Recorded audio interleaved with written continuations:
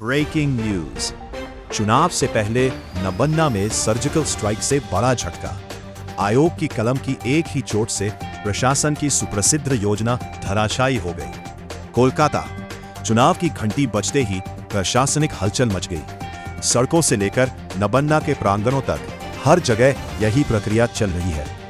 राज्य पुलिस के 15 शक्तिशाली आईपीएस अधिकारियों को एक तरह से एकल सेल के रूप में अन्य राज्यों में भेजा जा रहा है। क्या आयोग द्वारा की गई यह कठोर कार्रवाई, जो नबन्ना की बहाली की अपील पर मुश्किल से ही ध्यान देती है, महज एक नियमित तबादला है या इसमें कोई गहरा निर्देश छिपा हुआ है? आयोग के ऑपरेशन क्लीनअप की संक्षिप्त जानकारी। लक्षित 15 आईपीएस। राज्य के 15 अनुभवी पुलिस अधिकारियों को अपने घर छोड़ने का आदेश दिया गया है। अब उन्हें सुदूर तमिलनाडु और केरल भेजा जा रहा है। पर्यवेक्षक के रूप में स्थानांतरण।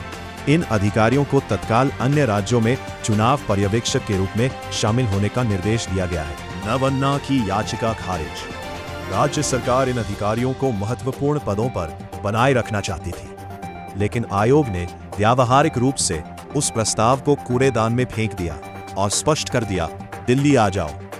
5 रेंजों में आपदा।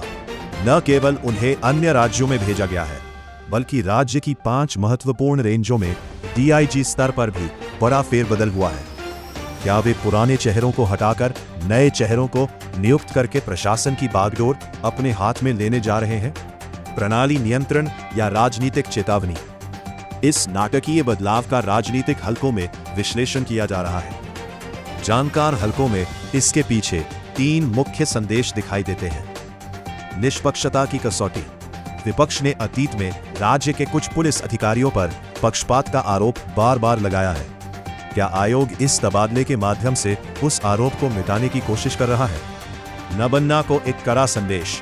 राज्य के बहाली आवेदन को खारिज करके आयोग ने यह स्पष्ट कर दिया कि मतदान के दौरान चुनाव भवन का अंतिम निर्णय होगा। क्या यह मनोबल तोड़ने की रणनीति थी?